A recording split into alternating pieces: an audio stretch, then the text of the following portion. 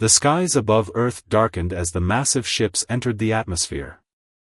No warning, no communication, just the sudden appearance of vessels that stretched for miles across the blue canvas.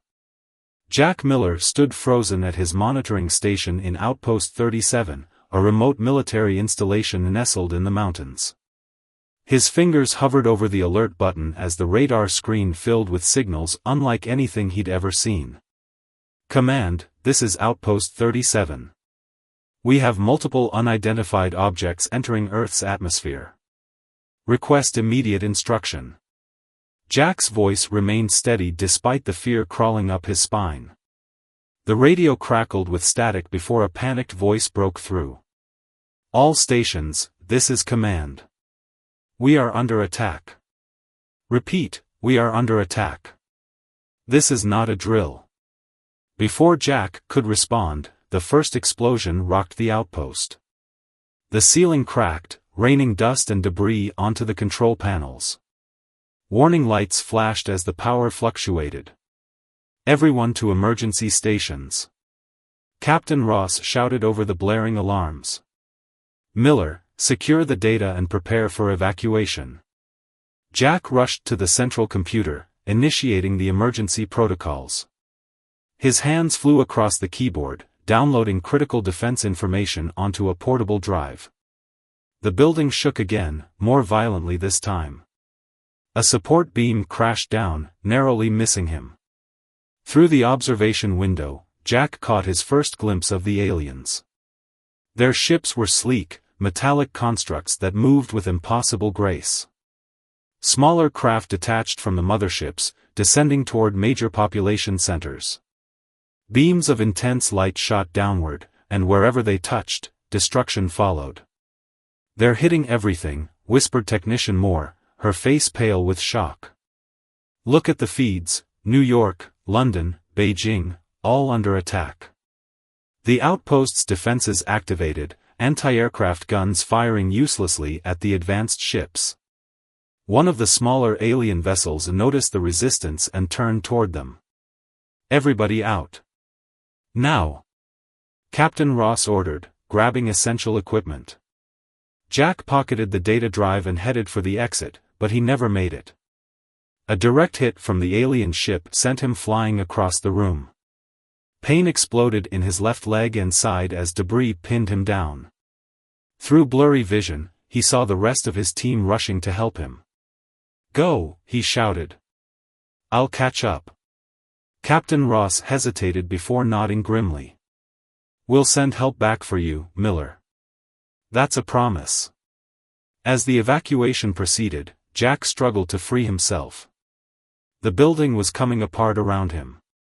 With a final burst of strength, he pushed the concrete slab off his body, crying out as pain shot through his injured leg. Blood soaked through his uniform, but there was no time to assess the damage. Limping heavily, Jack made it to the emergency exit just as another blast hit the outpost. The force threw him clear of the building, down the rocky slope outside. He tumbled uncontrollably, each impact sending fresh waves of agony through his battered body. When he finally stopped rolling, Jack lay still, fighting to remain conscious. The outpost above was now completely engulfed in flames. There was no sign of the evacuation vehicles or his teammates. With trembling hands, he reached for his emergency radio. "This is Specialist Miller from Outpost 37. Anyone receiving? Captain Ross? Command?" Only static answered him. Night was falling, and with it came the cold mountain air. Jack knew he couldn't stay exposed. Gritting his teeth against the pain, he dragged himself toward a cluster of trees. His military training kicked in: find shelter, treat wounds, assess situation, establish communication. As darkness enveloped the mountains, Jack looked up at the alien ships still hovering in the distance. Humanity had no warning, no chance to prepare. Yet somehow, he had survived. He checked the data drive in his pocket, still intact. Whatever information it contained might be crucial now. With the world falling apart around him, Jack made a simple promise to himself: he would survive, and somehow, he would fight back. He was just one injured human against an overwhelming alien force. But sometimes, that's all it takes to change the course of a war. Dawn broke over the mountains, revealing the devastation below. Jack awoke in his makeshift shelter, a small cave hidden behind dense foliage, his body stiff with pain. The events of yesterday crashed back into his consciousness, the attack, the destruction of Outpost 37, and the likely deaths of his entire team. "Get it together, Miller," he muttered to himself, taking inventory of his situation. His leg was badly wounded, a deep gash ran from knee to ankle, hastily bandaged with torn pieces of his uniform. His ribs screamed in protest with each breath, suggesting at least one fracture. The emergency medical kit from his tactical vest had provided basic supplies, but they wouldn't last long. Jack checked his remaining equipment: combat knife, sidearm with 2 magazines, emergency radio, still producing only static, the data drive, and a canteen half full of water. Not much to survive on, let alone fight an alien invasion. Carefully, he crawled to the cave entrance and peered out. The valley below, once home to a small town, now smoldered. Through his binoculars, he could see strange vehicles moving through the ruins, alien ground forces securing what their ships had destroyed. "They're not just bombing, they're occupying," Jack whispered, a chill running down his spine. He needed to move, find better shelter, possibly link up with other survivors. But first, he needed to treat his wounds properly and gather food. The mountain forest would provide cover and resources if he was careful. Using a sturdy branch as a makeshift crutch, Jack ventured deeper into the forest. His military survival training guided him: identify edible plants, set simple traps for small game, find water sources. By midday, he had caught 2 rabbits and found a clear stream. As he purified water using iodine tablets from his kit, a low humming sound froze him in place. Looking up through the canopy, he spotted a small alien craft moving slowly overhead. Unlike the warships, this one seemed designed for reconnaissance. Jack remained motionless until the craft passed. These aliens were searching systematically, hunting for survivors. The realization both terrified and intrigued him. Why would they bother hunting down individual humans unless they feared something? By evening, Jack had established a more secure position in a deeper cave system. The entrance was narrow enough to defend, and the interior branched into multiple chambers. After cooking and eating one of the rabbits, he finally examined the data drive. His portable tablet had survived the attack, and the solar charger still worked. Jack plugged in the drive, holding his breath as files loaded. What he found made his blood run cold: intercepted alien communications captured just before the attack, partially decoded by military intelligence. Resource acquisition, mineral wealth, indigenous resistance, minimal, complete extraction protocol. The fragments painted a clear picture. Earth wasn't facing an invasion, it was facing a harvesting. These creatures, identified in the files as the Graves, were systematic planet strippers, moving from world to world taking what they needed before moving on. "They think we're just animals," Jack muttered, anger building inside him. "They don't expect resistance." A map in the files showed grave landing zones across Earth, with one marked as Command Node Alpha, just 50 miles from his position. If their command structure was centralized, it might present a vulnerability. Jack's military training had included advanced reconnaissance and disruption tactics. As a special operations soldier, he was trained to operate alone behind enemy lines.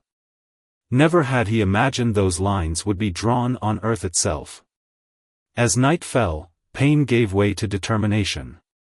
Jack cleaned his wounds again, fashioning a better splint for his leg. He studied the alien patrol patterns visible from his vantage point, noting their timing and formations. "They're methodical," he observed, "predictable." In the distance, the sky flashed with continued bombardment of major cities. Humanity was losing this war before it even understood it was fighting one.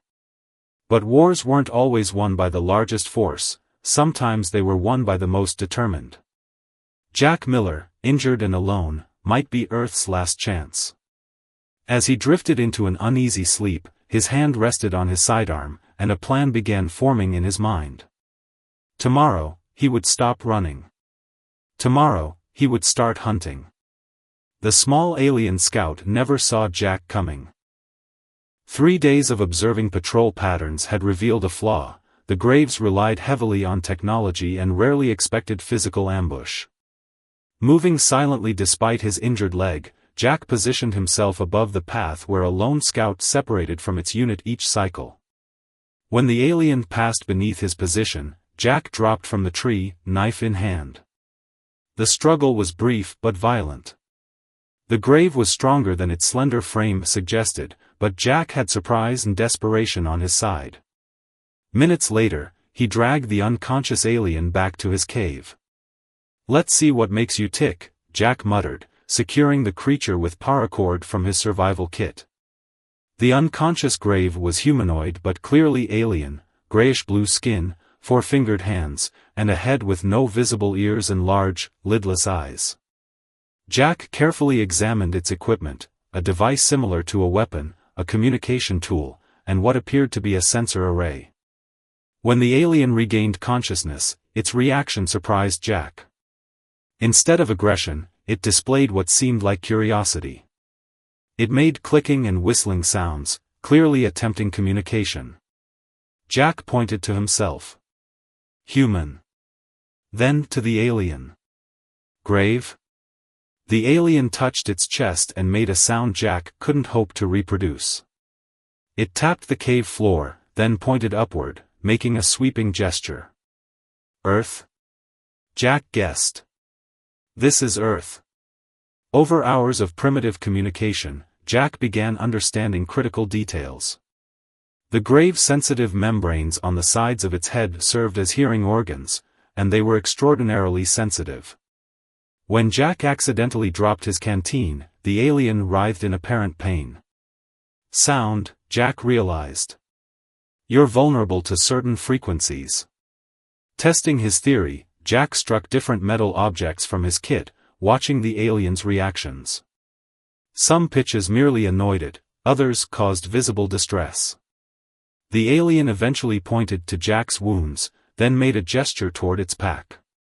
Cautiously, Jack examined the contents, finding what appeared to be medical supplies. The alien demonstrated their use on a small cut on its arm. The wound sealed almost instantly. Jack hesitated but applied a small amount to his leg wound. The pain vanished immediately, and the edges began to heal before his eyes. "Why help me?" Jack asked, knowing the alien couldn't understand. The grave made a series of gestures that Jack interpreted as hierarchy, pointing up repeatedly, then making dismissive motions. "You're just a scout," Jack realized. "The ones giving orders are different." Studying the alien's communication device revealed more. The graves operated on strict command structures. Orders flowed from central ships to field units with little autonomy given to ground troops. By nightfall, Jack had learned enough. The invaders had weaknesses, sensitivity to sound, rigid command protocols, and over-reliance on technology. They expected minimal resistance from the primitive humans they had overwhelmed. Jack looked at his captive, considering his next move. The grave had unwittingly given him the beginnings of a plan, one that might just work, against all odds. Jack moved like a ghost through the forest, his leg almost completely healed thanks to the alien medicine. The grave scout he'd captured was long gone, released far from his cave after Jack had taken what he needed, the communication device, weapon, and most importantly, knowledge. 2 weeks had passed since the initial invasion. Jack had turned his cave into an operations center, with maps of alien patrol routes and guard posts marked carefully. The data drive information, combined with his observations, gave him a clear picture of their local operations. "Time to make some noise," Jack whispered, checking his newly constructed weapon. Using parts from the alien sonic device and his own military equipment, he had created what he called a screamer, a device that emitted the exact frequency that caused Graves extreme discomfort. His first target, a small patrol that passed through the valley every evening. Jack positioned himself on a ridge overlooking their route. As the 3-alien unit moved into view, he activated the screamer. The effect was immediate and devastating. The Graves dropped their weapons, clutching at the sides of their heads where their hearing membranes pulsated wildly. Jack didn't hesitate. He fired precisely, disabling rather than killing the aliens. After securing them with their own restraints, he collected their weapons and communication devices before disappearing back into the forest. By dawn, Grave communications buzzed with confused reports. Jack, using the captured translator, listened with satisfaction. The alien commanders were baffled by the precise attack and loss of equipment. "They think it was a team," Jack said to himself, smiling grimly. Over the next 5 days, Jack struck 4 more times, each attack carefully planned to create maximum confusion. He never hit the same area twice, always targeted small units, and left behind deliberately misleading evidence, multiple boot prints, cold camp remains suggesting a larger force. After each raid, he moved his base, staying 1 step ahead of search parties. The alien medicine had fully healed his injuries, allowing him to move faster and strike harder. Jack's most audacious move came when he infiltrated a small Grave outpost during their rest cycle. Moving silently through their camp, he placed modified screamers on a timer before stealing their communication hub. Back in his latest hideout, Jack used the hub to intercept and, crucially, transmit on Grave frequencies. His first message, sent to their command center, reported fictional human resistance fighters across sectors where there were none. "Let them chase ghosts," he muttered, sending false coordinates. The alien response was predictable but effective. They diverted forces to investigate these phantom threats, thinning their presence in Jack's operational area. The local Grave commander, frustrated by the continued disruptions, finally sent a priority message to the Central Command ship, "Unknown resistance force operating in Sector 7. Request additional resources and specialized hunters." Jack intercepted this communication with grim satisfaction. His one-man war was having an effect. They were committing more resources to hunt him, resources not being used to subdue other areas. As he prepared for his next strike, Jack realized he had become more than just a survivor. He had become a legend, the ghost in the mountains that the mighty Grave army couldn't catch. Jack crouched in the shadow of a wrecked communications tower, watching alien patrols scour the valley below. 3 weeks of his guerrilla campaign had yielded results beyond his expectations. The Graves had tripled their presence in the region, bringing in specialized search units equipped with advanced scanning technology. "All this for one man," he whispered, a grim smile crossing his weathered face. But Jack knew he couldn't win alone. His raids had bought time and sowed confusion, but Earth needed more than one soldier fighting in the mountains. It needed organization, resistance, and most importantly, it needed to know the aliens' weaknesses. The communications tower, damaged but not destroyed in the initial attack, represented his best chance to reach other survivors. Military emergency protocols would have survivors checking specific frequencies for official communications. If Jack could repair the transmitter and power it up, he could broadcast what he'd learned. Working through the night, avoiding searchlights from patrolling ships, Jack connected salvaged parts and alien technology. By dawn, he had cobbled together a functioning transmitter. "This is Specialist Jack Miller, U.S. Military, broadcasting on Emergency Channel Alpha. To any survivors receiving this message, the invaders, called Graves, can be fought. They have critical weaknesses." Jack's voice was steady as he detailed everything he'd learned, their sensitivity to specific sound frequencies, their rigid command structure, their reliance on technology. He explained how to build basic screamers from common electronics, and how to disrupt their communications. "Don't engage in direct combat. Use hit-and-run tactics. Make them think you're everywhere. Most importantly, spread this information. I'll broadcast again in 12 hours with more details. Jack had barely finished transmitting when alarms blared across the valley. The Graves had triangulated his position. He grabbed his pack and scrambled down the tower's maintenance ladder just as the first scout ships appeared on the horizon.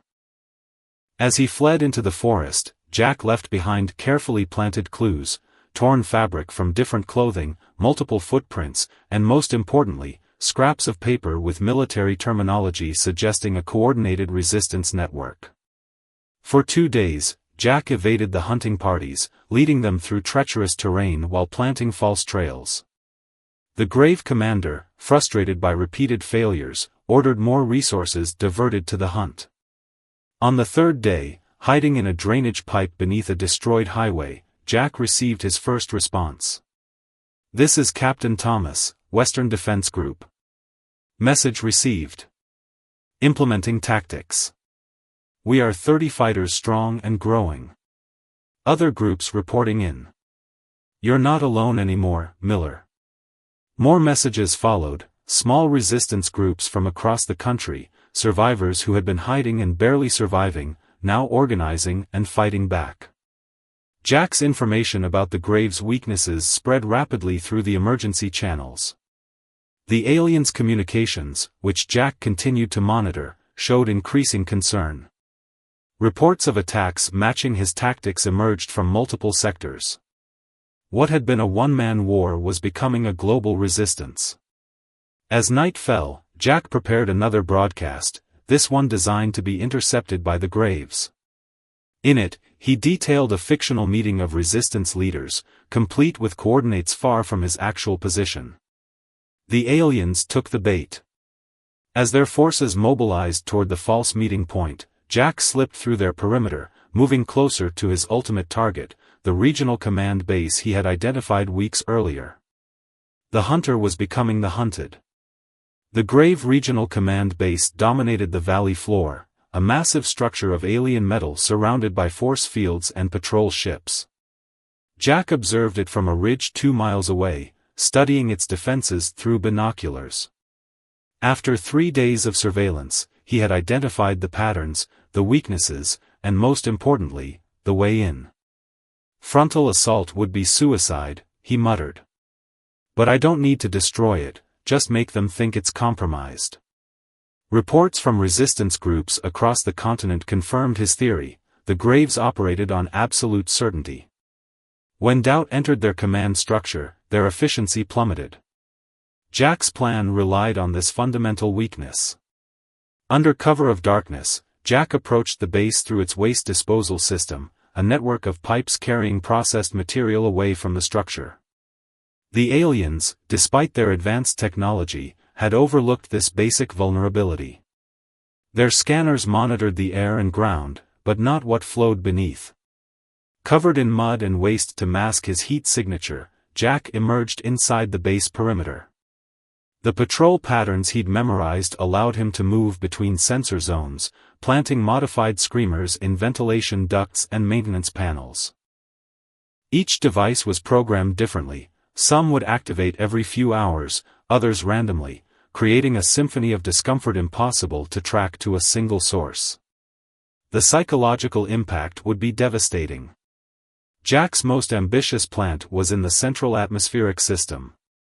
There, he placed a device that would release microscopic particles into the air, harmless, but detectable by Grave sensors. He had programmed it to replicate the signature of a human biological agent. The final touch came when Jack accessed an unattended terminal. Using knowledge gained from studying captured devices, he inserted a simple program that would randomly display human military codes on Grave screens throughout the base. As he prepared to exit, alarms suddenly blared. A security sweep was beginning earlier than scheduled. Jack ducked into a storage compartment as alien soldiers rushed past, their clicking communication suggesting heightened alert. Inside the compartment, Jack found himself surrounded by Grave biological samples, containers holding earth plants, soil, and what appeared to be human tissue. They were studying Earth's biology systematically, perhaps looking for weaknesses or resources. 2 objectives with 1 mission, Jack whispered, pocketing several sample vials. The Resistance could use these to better understand their enemy. Jack's escape was narrower than his entry. A patrol spotted him crossing the perimeter, and only a precisely timed screamer blast allowed him to slip away in the resulting confusion. By dawn, he was miles from the base, hidden in a new location with a perfect view of the command structure. The effects of his infiltration emerged quickly. The first screamer activated during a shift change, causing chaos visible even from Jack's distant position. Grave ships launched, searching for an attacker who was no longer there. Over the next 2 days, the random activations created exactly the environment Jack had hoped for: paranoia. Through intercepted communications, he learned the command staff believed human infiltrators had penetrated their most secure facility. The biological agent sensors triggered next, causing a full containment protocol. The base locked down, communication with other Grave forces became fragmented, and the carefully coordinated alien war machine began to show cracks. Jack watched with grim satisfaction as the invaders turned their attention inward, searching desperately for an enemy hidden in their midst, an enemy that was actually one man, now planning his final move. The mountain dawn revealed a Grave force in disarray. Jack watched through his binoculars as alien ships circled their command base erratically. 5 days of his psychological warfare had transformed the once methodical invaders into a paranoid, fractured unit. "Time for the final push," Jack muttered, checking his equipment one last time. Reports from resistance groups worldwide painted a similar picture. The aliens were struggling to maintain control as humans adopted Jack's tactics. What began as one man's desperate stand had evolved into a global insurgency, with the Graves unable to distinguish between real threats and phantoms. Jack's final plan was his most audacious. Using parts salvaged from alien technology and Resistance-supplied components, he had constructed a device capable of overriding the Grave communication network. For a few crucial minutes, he would have control of their entire planetary broadcast system. Moving under cover of a storm, Jack approached the base's primary communication array, a towering structure of alien metal reaching toward the sky. Security was heavy but distracted, with most forces searching for infiltrators within the base rather than watching its perimeter. "Chaos creates opportunity," Jack reminded himself as he slipped past the outer guards. Climbing the array was the most dangerous part, exposed, vulnerable, with no cover if spotted. Jack moved with the practiced precision of a soldier who had become one with the shadows. Reaching the transmission module, he attached his device and activated it. Across the planet, every Grave communication channel fell silent for 3 seconds. Then, Jack's message began broadcasting, not in human language, but in the Grave's own clicks and whistles, translated by Resistance scientists who had captured and studied the aliens. "Attention Grave Command. Earth defense protocols now fully activated. Biological countermeasures deployed to all Grave-occupied sectors. Your biological surveys have been compromised with false data. Human Resistance forces have mapped all command centers. You face extinction if you remain." Jack included specific details that only someone with inside knowledge of their biology and operations could know, information gathered from his infiltration and sample collection. He described precisely how humans had analyzed Grave physiology and developed targeted biological agents keyed to their unique genetic structure. It was a masterful bluff, but one based on enough truth to be terrifying to the aliens, who had experienced unexplained illness among their troops as they adapted to Earth's environment, normal exposure sickness, but perfect for Jack's narrative. The final piece came when Resistance groups worldwide activated every Screamer device simultaneously, creating a planet-wide assault on Grave sensory systems. The coordinated attack, combined with Jack's message, suggested a level of human organization and counterattack capability far beyond reality. From his position on the array, Jack watched alien commanders rushing to their ships, urgent communications flying between units. The carefully structured invasion force was collapsing under the weight of fear of an enemy they had underestimated, an enemy that seemed to understand them better than they understood themselves. Within hours, the first retreat orders came. Grave ships began abandoning forward positions, pulling back to their command vessels. Jack's intercepted communications revealed heated debates among alien leaders, some arguing to continue the invasion, others insisting Earth's defenses made extraction too costly. 3 days later, Jack stood on his mountain ridge and watched the massive grave ships ascending through Earth's atmosphere, retreating from the planet they had so confidently attacked mere weeks before. Humanity had survived, not through superior technology or military might, but through the determination of survivors who refused to surrender, sparked by one injured human who had shown them how to fight back.